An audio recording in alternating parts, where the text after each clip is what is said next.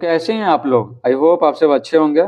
इस वीडियो में हम लोग क्लास 8 सामाजिक आर्थिक एवं राजनीतिक जीवन किताब का अध्याय 4 पढ़ने वाले हैं, जिसका नाम है कानून की समझ। तो इस वीडियो में हम लोग पाठ के अंदर के सभी सवालों को हल करेंगे, पाठ के अंदर के सभी सवाल।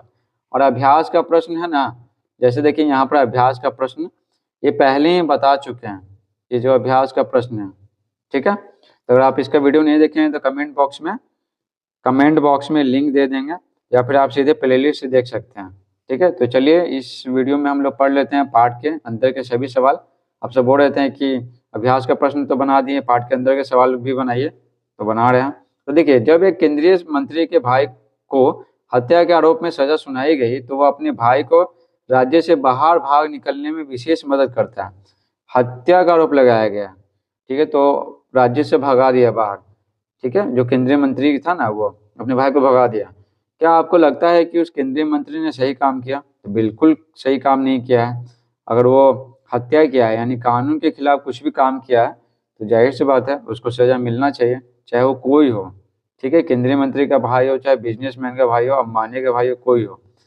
क्या उसके भाई को केवल इसलिए कानून से माफी मिलनी चाहिए क्योंकि उसका भाई आर्थिक यानी बहुत मजबूत है, ठीक ना, पैसा बहुत ज्यादा है उसके पास, और राजनीतिक रूप से बहुत ताकतवर है, ठीक है, अच्छे पोस्ट पे है, केंद्रीय मंत्री है, देश के लिए काम कर रहा है, तो बहुत राजनीतिक रूप से भी बहुत ताकतवर है, इसलिए मिलना चाहिए उसके भाई को, छूट मिलना चाहिए, माफी मिलना चाहिए? तो नहीं, क्योंकि कानून के सामने ना सब बराबर है, जाति धर्म, ठीक है, लिंग पैसा आदि के आधार पर भेदभाव नहीं किया जाता है हमारे देश में। तो कानून सबसे ऊपर है, ठीक है, और उसके बाद आता है व्यक्ति।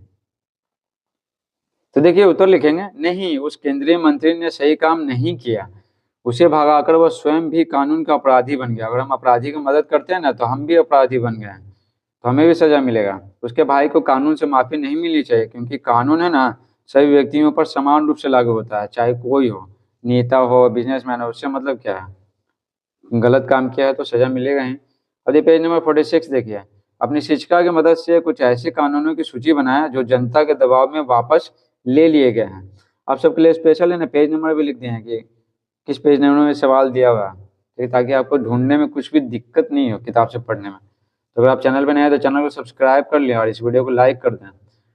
उत्तर लिखेंगे, ऐसे कानूनों की सूची जो जनता के दबाव में वापस ले लिए गए हैं, ठीक है। तो देखिए यहाँ पर, जैसे यहाँ बोला गया ना, जनता के दबाव में वापस ले लिया गया है। सरकार कानून तो बना दी, ठीक है, विधेयक से कानून बना दी, अच्छा, फिर इसको वापस ले ले क्योंकि ये गलत कानून था, लोगों के भलाई के लिए बनाया नहीं गया था। तो देखिए, बिहार प्रेस बिल 1982, ठीक है, प्रेस जो छपाई वाला होता है, अखबार के बारे में बोला गया। कृषक उपज व्यापार और वाणिज्य अधिनियम 2020, तो ठीक है, और 3 कृषि कानून आया था, ठीक है, समझे, 3 कृषि कानून आया था। तो आपको भी पता होगा ना कि इसका बहुत ज्यादा विरोध हुआ था। पंजाब हरियाणा के जो किसान है ना, बड़े बड़े किसान, वो दिल्ली के बॉर्डर के पास पहुंच गया था, बहुत विरोध कर रहे थे। और आखिरकार है ना, जो केंद्र सरकार है, भाजपा की सरकार, उनको वापस लेना पड़ा। देखिए, कृषक कीमत आश्वासन और कृषि सेवा पर करार अधिनियम 2020, आवश्यक वस्तुएं संशोधन अधिनियम 2020, ये सब कृषि कानून था, ठीक है। तो ये भी आप लिख सकते हैं, अगर आप ये तीनों याद नहीं होगा ना, 2 2 3 4 याद नहीं होगा तो आप लिख दीजिएगा, भारत सरकार यानी केंद्र सरकार के द्वारा लाया गया कृषि कानून 2020 लिख दीजिएगा, ठीक है, केंद्र सरकार के द्वारा लाया गया कृषि कानून 2020, ये भी लिख दीजिएगा ना, तो हो जाएगा कंप्लीट। देखिए आगे, पता लगाइए कि हमारे देश में प्रेस की स्वतंत्रता पर क्या कभी अंकुश लगाया गया है। प्रेस की स्वतंत्रता यानी जो अखबार में जो छपता है तो उसमें कोई बोल दिया, जैसे मान लीजिए कोई नेता है तो उसके खिलाफ लिख दिया, सही बात लिखे लेकिन उसके खिलाफ है तो वो बोलेगा कि नहीं, अंकुश लगा देना। तो ऐसा कभी हुआ है? तो देखिए, सन 1974 से 1976 तक लगाए गए आंतरिक आपातकाल के दौरान प्रेस और बोलने की आज़ादी पर अंकुश लगाया गया था, ठीक है। तो इसमें प्रधानमंत्री कौन थी?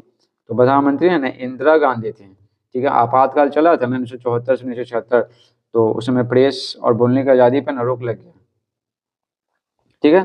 इस प्रकार से पूरा चैप्टर समाप्त होता है। और यहाँ पर देखिए अभ्यास के प्रश्न, तो ये तो पहले ही पढ़ा चुके हैं, कमेंट बॉक्स में लिंक दे ही दिए हैं, या फिर आप सीधे प्लेलिस्ट से देख सकते हैं। Thanks for watching.